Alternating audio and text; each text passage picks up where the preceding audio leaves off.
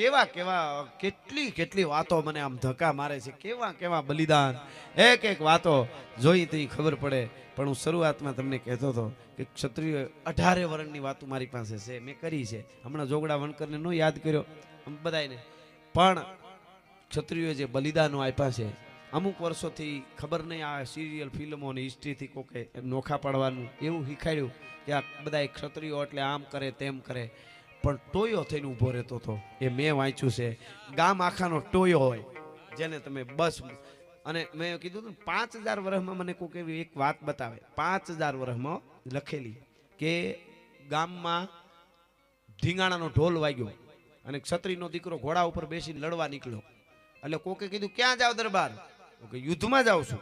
યુદ્ધ થાય છે એટલે ગાયું કોક વાળી ગયો મારા ગામમાંથી. તો કે પણ તમને ખબર છે એ ગાયું તો ઠાકોરની છે, એ તો ચૌધરીની છે, એ તમને ખબર છે એ ગાયું તો પટેલની છે, બ્રાહ્મણની છે, ગઢવીની છે, એ તમારી ગાયું નથી. તો દરબાર રાજપૂતે શું કીધું? એવું છે? મને એમ કે અમારી ગાયું છે, એમ કરીને ઘોડો પાછો વાળી લીધો. આવો 5000 વર્ષમાં એક ઇતિહાસ હોય ને તો એની વાત કરવાનું બંધ કરી દઉં, કોઈ દી બને જ નહીં. ભલા માણસ ગાયું ગમે નહીં હોય પણ વાર કરજો ધણી, કોઈ હોતો ધણી પ્રજાના સૂરનો થાય ભેટો, પછી કાળજા વેરતો હાથ જ્યાં સાંભળે કેમ બેહી રહે ક્ષત્રિય બેટો. કોઈ પણ હોય યુદ્ધના મેદાનમાં લાડડીને માંડવે મૂકી મૂકી અને નીકળી ગયા.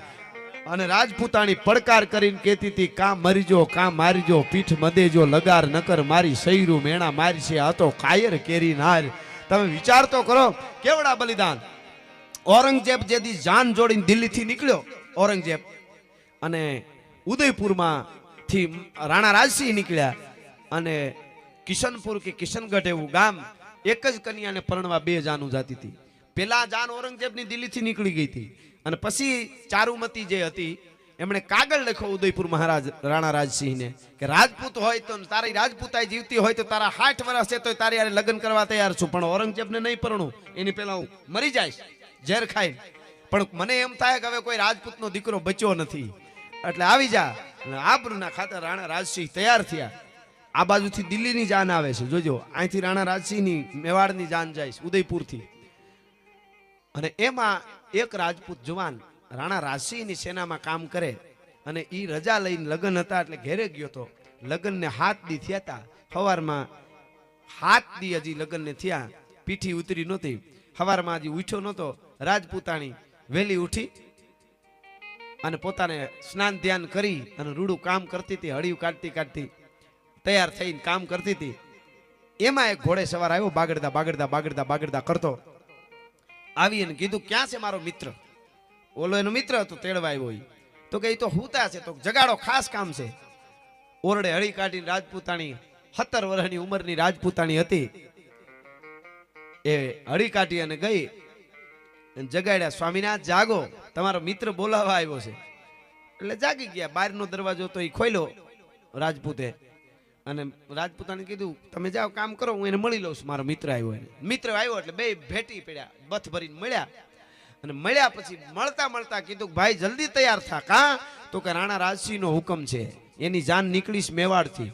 દિલ્હીના બાદશાહ ઔરંગઝેબની જાન દિલ્હીથી નીકળી છે. જ્યાં સુધી રાણા રાજસિંહ લગ્ન કરીને પાછા ન વળી જાય ત્યાં સુધી દિલ્હીની જાનને પૂગવા દેવાની નથી ને યુદ્ધનો મોરસો તારે સંભાળવાનો છે. હા હા હા. 21 વર્ષનો જુવાન ઘડીક પહેલા કોમળ લાગતો હતો, એની મૂછું મળી ફરાક ફરાક ફરક થવા. વાય ફરકે મુસડિયું અને રિયણ જબુકે દંત, જોઈ લ્યો પટોળા વાળિયું, આ તો લોબડિયાળીનો કંથ ભાઈ. હો શેરો ફરી ગયો મોઢાનો. હા હા હા હા. શિવ જોતો હોય છે ડાડો. શાબાશ, આ ભારત વર્ષની ધરતીનો યુવાન. અને કેસરિયા વાઘા ધારણ કર્યા. ઓલો તો જુવાન તો મારતે ઘોડો વયો ગયો સંદેશો દઈને. રાજપૂતાણી 17 વર્ષની ઉંમરની રાજપૂતાણી હળી કાઢીને પાછી આવી. પાછા હોય તો નથી ગયા. જ્યાં આવી ઘડીક પહેલા પૂર્ણ શૃંગારમાં હતો, પૂર્ણ શૃંગાર રસ. અને હું બોલું ને એને બદલે આંખોની માલિકો હાહલાના કાળજાનો આડો ધોબો લોહી રેડી દીધો એવી ટહેર્યું દેખાવા માંડી. અને શેરો જોયો. રાજપૂતાણી આમ જોઈને એટલું જ કીધું, મરક મરક દાંત કાઢીને, લે સ્વામિનાથ કહા ચલે. ટૂંકમાં આખી વાત કરી કે એક દીકરીની રાજપૂતાણીની ઇજ્જત બચાવવા માટે જવાનું છે, કારણ કે રાણા રાજસિંહ એને પરણીને પાછા વળે ત્યાં સુધી દિલ્હીની સેનાને મારે રોકવાની છે. એ 17 વર્ષની દીકરી રાજપૂતાણી ઘડીક પેલા કોમળ કન્યા લાગતી હતી, ઈ જાણે મહાકાળી હોય એવું રૂપ થઈ ગયું એટલી વારમાં ભાઈ. આહા, ચંડી સુકોપકાર ગસુર સર ધોમ નિકારકાર ખડકતાર. અને આમ આરતીની હળી કાઢીને દીવો કરીને થાળી લઈ ચાંદલો કરીને કીધું, કા મરીજો કા મારીજો, પીઠ દેજો માં લગાર નકર મારી શૈરું મેણા મારી છે આ તો કાયર કેરી ના. આ હા હા, આ ભારત વર્ષમાં તે દીકરાને એક પતિને એક બાપને એક ભાઈને મોકલી હગે યુદ્ધમાં, બાકી બજારમાં બગડાટી બોલે તમે અંદર રહેજો હું સાઈડમાંથી જોઈ લઉં. બોલો ખૂણા માતા ને આ બાજુ નથી આવતા, ના આવે તું 100 વર્ષનો થા, ટિકિટના કાળા બજાર કર. હા હા લઈ લો. મને ફરમાઈશું ત્યારે બાજુથી એટલી પાછળ દીધી, આમાં એક પ્રોગ્રામમાં નથી ભેળું થાય હું આમાં, એટલે હું નાની નાની વાતો કરતો હોઉં. મને આનો નશો હું મારા પ્રોગ્રામમાં બોલ્યો છું. હું પોલીસને મારા મિત્રો હોય રમૂજમાં કહેતો હું 24 કલાક પીધેલો છું, પણ મેં મહારાણા પ્રતાપને પીધો, શિવાજીને પીધો છે, વીરવર સિદ્ધરાજને પીધો છે, હમીરજી ગોહિલને પીધો છે, અણહિલ ભરવાડને પીધો છે, વલ્લભભાઈ પટેલને પીધો છે. આ બધાયના એવા નશા છે કે બીજા નશાની જરૂર નથી. હા બધું પૂરું. સા પીતો તો એ 4 મહિના તો મેં કીધું નથી પીવી લે 4 મહિના થઈ ગયા. નકર મને ચા નો શોખ બહુ, પણ મને એમ થયું કે બધા કહેતા મુકાય નહીં, મેં કીધું નથી પીવી હાલો. 4 મહિના થયા. ચા હું જંગલમાં બનાવતો હોય વિડીયો બહુ જોવે બધા બહુ. કહેવાનો અર્થ તમારી મન છે ને એને તમે એના ઉપર જ બધો આધાર છે. મનની શક્તિ જ કામ કરે છે, બાકી બીજું તો કાંઈ નથી. મન જે છે ને આપણે ગુલામ બહુ બની જાય ને દેખાડવાના. કહેતો હતો ને હમણાં મેકઅપ વાળીને કરો એ તૈયાર થાય સારું, પણ આપણું માપ પ્રમાણે નથી. અટાણે જોવાનું ઓલો કરાવે ને ઓલા સારું કહેવાય. અમને હમણાં કહેતા હતા પ્રસંગમાં હતા તો વાળ અમને કંઈક ધોવરાવે ને પછી કે તેલ ન નખાય ને એવું બધું કરેલું અમારે યુવાનોએ. મેં કીધું આપણે કાંઈ જેને જે કરવું હોય કરો, આપણને કોઈ વાંધો નથી. મારે કોઈ સારું ન લાગે તો કાંઈ વાંધો નહીં. અમને કે તેલ મારે જો વાળમાં તેલ બેલ નાખેલું એકચ્યુઅલી હોય, મૂછીમાં તેલ ઓછું થઈ જાય ને આમ કરીને આમ કરું તો આમ ત્યાં લાગી જાય. આ હકીકત છે. કોણ ભૂંડો કે ભેલ નું ભૂંડો લાગતો મને ન અડવો. દુનિયા કરે એમ હું કામ આપણે કરીએ ભાઈ? કોરા રાખવા જઈને ધોળા થઈ જાય પછી કલર કરાવવા. ધોળા ઉંમરે થાય એનો વાંધો નહીં અમુક, પણ નાનેથી કારણ કે ઓલા તેલ નો નાખે કે એકચ્યુઅલી ખરાબ લાગે, ફેશન છે. અરે તમારી ફેશનને કાળોતરો કરડે, હકે જીવતા નથી બિચારા. હા ભૂંડાઈના ભીહાઈના આમ બેહાઈને એવા કપડાં પહેરે, એકચ્યુઅલી ફેશન છે. તમે જરીક ઢીલા પહેરો ને મોજથી બેહી હકી આડાવડા ફરી. આ અંગ્રેજોએ શું કર્યું ખબર તમને? એક વાત કરું. અંગ્રેજોને છે ને ત્યાં આપણા આ બધા સમય જે અત્યારે નથી ને ઓફિસોના, આપણે એ અંગ્રેજોના કરેલા સમય છે. વચ્ચે આ વાત આવી લેલી. અંગ્રેજોને ત્યાં 11 વાગે ઓફિસે માંડ પૂગે, બરફ હટાવતા ને ઠંડુ વાતાવરણ બધું હોય, અને 5 થાય ને ત્યાં નીકળી જવું પડે ઓફિસોથી, નહીતર બરફ ને ટાઢું ને બધું. એ કાયદા આપણે અહીંયા આવ્યા. હવે આપણું તો ગરમ મલક છે. બપોરે 1:30 વાગે કૂતરે આડે પડખે થઈ ગયા હોય, ગધેડાઓ આરામ કરતા હોય ને આપણે હાથમાં ફાઇલું ને એક ઓફિસમાં બીજી ઓફિસમાં પરસેવો લૂસતા હોય. અરે મને વિચાર થાય અંગ્રેજોના ઇન્જેક્શનના ઝેર તો જો આપણને લાગ્યા. હજી નકર આપણે અહીંયા ઓફિસનો સવારનો 7 વાગ્યાનો સમય હોય તો કાંઈ ફેર પડે?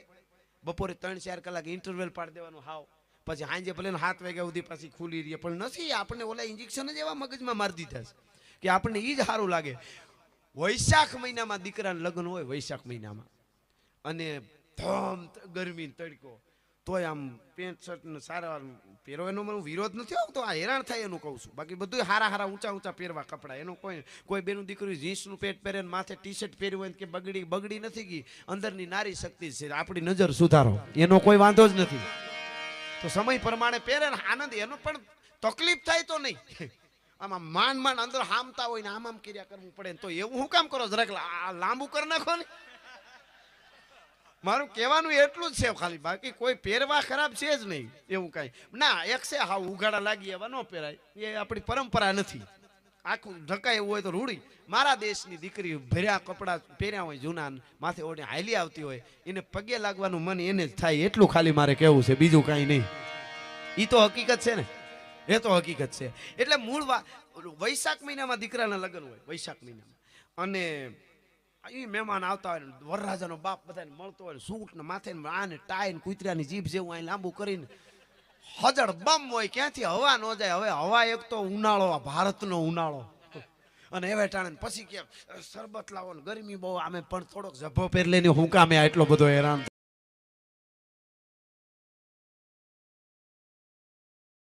છે એનું કહેવાનું. એટલે મૂળ વાત ઈ છે આપણી. પણ એટલે આપણે આપણી મોજમાં રહેવાનું. એમ વાળને કોરા ન રાખે, ક્યારેક ક્યારેક તેલ નાખી લેવાય. ના ના, આ તો તમને મજા આવે એમ કરજો. મારે તો ઓલું કે દેશી ખાતું એટલે આવું કઈ કહી દઉં, એમાં કઈ વાંધોય નહીં. પણ મૂળ વાત ઉપર આવું.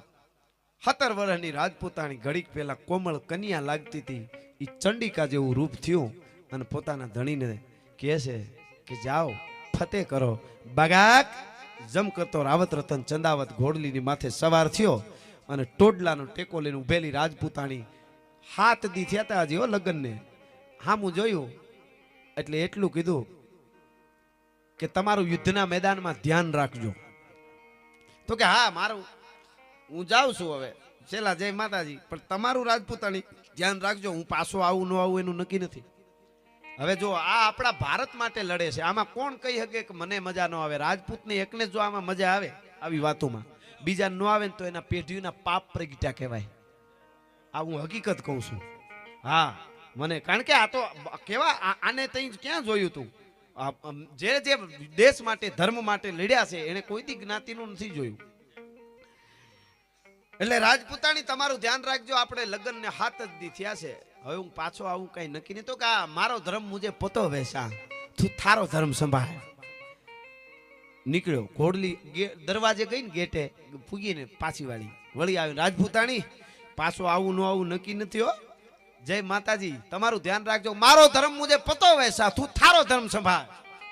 વળી ડેલીએ વળી પાછો વળ્યો. 1 ને 2 ને 3જી વાર પાછો વળ્યો ને રાજપૂતાણી ઓરડામાં વહી ગયા હતા. દાસી ટોડલે ઊભી હતી. દાસીએ કીધું, અરે દાસી આમ જોયું હામું. તો રાજપૂતે પૂછ્યું ક્યાં ગયા ઠકરાણા? તો કે ઈ તો ઓરડામાં વહી ગયા.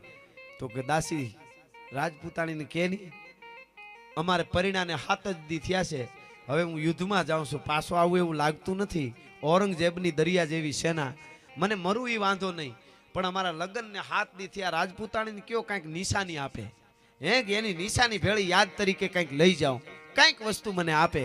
અને દાસી હળી કાઢી. 3જી વાર પાછા વેળા મારા દરબાર. કા એમ કે કંઈક નિશાની આપો ને, 7 જ દી થયા છે લગ્નને, એટલે કંઈક ભેળું યાદ હોય તો સારું લાગે મને. નિશાની માંગી, 3જી વાર પાછા આવ્યા. તો કે હા. રાજપૂતાણી કે છે દાસી તરવારને તાહડો લઈ આવ, મારું માથું કાપી તાહડામાં મૂકીના રાજપૂતને દઈ દે, એનું જીવ મારામાં રહે તો યુદ્ધના મેદાનમાં હું જહ ફાડવાનો છે. હા હા હા હા, તમે વિચાર તો કરો. આ કાલ્પનિક કહાનીઓ નથી હો, આ બનેલી ભારત વર્ષની ઘટનાઓ છે. વર્લ્ડને ખબર હોવી જોઈએ કે આવું બન્યું. અને હાથે આમ ત્રાહડો આવ્યો, આમ કચડુક ધૂબ માથું ઉતાર્યું અને સુવર્ણના મોટા થાળમાં રેશમી કપડું ઢાંકી અને દાસી દેવા ગઈ. ઘોડા ઉપર બેઠો છે રાજપૂત, આમ ત્રાહડો લાંબો કર્યો. આમ લ્યો, નિશાની બહુ સારી આપી છે. 2 મીંઢલા ગૂંથેલા હતા, 2 ચોટલા, અને માથું આમ સીધું પીડ્યું હતું મૂકેલું. આમ આંખું ખુલ્લી હતી. તરવારની પીસીએથી રાજપૂતે આમ કપડું આઘું કર્યું ને તો સીધી ખુલ્લી આંખું આવી રાજપૂતાણીની આમ સામે. આ હા હા, જાણે એમ કહેતી હતી કે રાજપૂત તું યુદ્ધમાં કાયમ આવી જા અને પછી તું સ્વર્ગમાં જા અને ઉર્વશી, મેનકા, રંભા, અનંગસેના, વસંતસેના, કામકુંડળા, આ અપસરાઓ તારું સ્વાગત ન કરે. આ રાજપૂતાણી સ્વર્ગમાં પેલા ઊભી છે તારું સ્વાગત કરવા માટે. ભલા માણસ આવી જાય છે. એ આંખ કહેતી હતી અને જોયું કરે રાજપૂતાણી મારી પેલા. દાસી હતી ને, દાસી હોય ને યારે રેવા વાળી, ઈ કોઈ રાજપૂતની દીકરી નહોતી દાસી. ઈ દાસીએ ત્રાહડામાં માથું હતું, ઈ દેવા આમ ઊંચા હાથ કર્યા. એટલે મારવાડી પહેરવા હોય ને, તમે જોયું હોય છે દીકરીઓ પહેરે, હાથ ઊંચા કરે એટલે પડખા 2 ખુલ્લા થાય. 2 પડખા ખુલ્લા થયા અને રાજપૂતને આમ કંઈક નજર પડી. 2 પડખામાં જમૈયા ધરબી દીધા હતા દાસીએ, લોહીના ભભૂકા જાતા હતા. રાજપૂતે કીધું દાસી તું ગઈ હાર્યો હાર? તો કે મને આ લઈ આવવા વાળી નથી, હવે મારે શું પડ્યું રહીએ, તમે હવે પાછા ન આવતા યુદ્ધના મેદાનમાં પાછા. તમે વિચાર કરો, જે સભ્યતાની વાતો લઈને હું તમે પાટણની પ્રભુતાના રાણી કી વાવના પટાંગણમાં બેઠા, વિચારજો. આ 500, 1000 કે 1500 વર્ષ કે 2000 વર્ષની સભ્યતા નથી.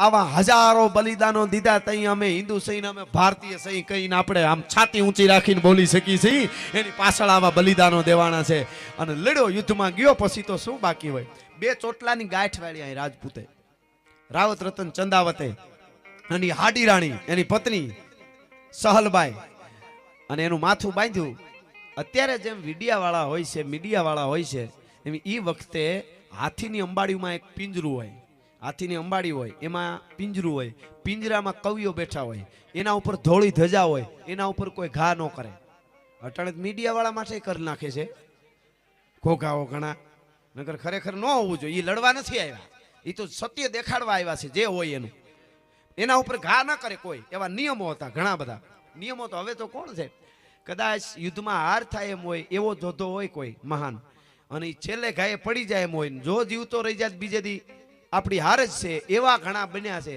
પણ છેલ્લો ઘા કરવા જાય લાગ આનો હોય કે આ ઘા કરું તો એ મરી જાય નકર હું મરી જાય તોય યુદ્ધના સમાપ્તિનો શંખનો અવાજ કાને પડે એટલે તરવારે આમ રાખી દઈએ ઘા ન કરે આ ભારતીય પરંપરા છે દુનિયાના દેશો વાતો કરે છે ને માનવતાની પરંપરાની શિસ્તની તો આથી ક્યાં મળે પણ મુદ્દો એ કે આપણું ક્યાંય આવ્યું જ નહીં આપણને આ અંગ્રેજ એટલા મેં તો એક બહુ મોટા વડીલનું ભાષણ ઘણા સમય પહેલા વડીલ તો ન કહું પણ હવે કહું છું સાંભળેલું રેકોર્ડિંગ ની વાત સાંભળેલી એ એમ કહેતો તો ભારત મેં કુછ નહીં થા भारत गरीब देश था अंग्रेज आए वो आए अंग्रेज गाड़ियां लाए वो लाए और हम आगे आए એને મારે એટલું જ કેવું છે ભારતમાં કાંઈ નહોતું ગરીબ દેશ હતો તો હુણ આવ્યા ડચ આવ્યા તુગલક આવ્યા સુરી આવ્યા લોધી આવ્યા મોગલ આવ્યા અને છેલ્લે અંગ્રેજો આવ્યા ભારતમાં કાંઈ નહોતું તો ખડવાટવા આવ્યા હતા અહીંયા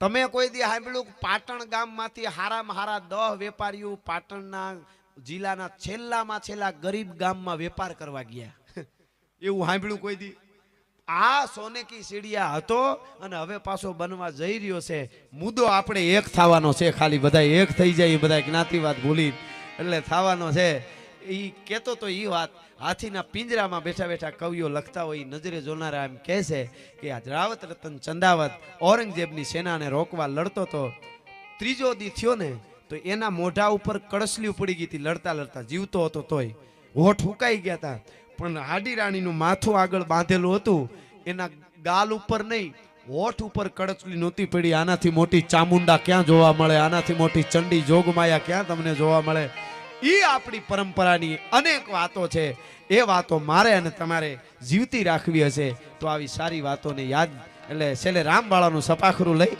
અને પછી આપણે સમયને એટલું જ માન આપવું જોઈએ કાલે આપણને નો કે આટલો સમય નહોતું ને એટલા સુધી એટલે રામવાળાનું આ સપાખરું લઈને આપણે જુદા પડશું અમારા ગીગા બારોટ કહે છે આ સપાખરા ગીતમાં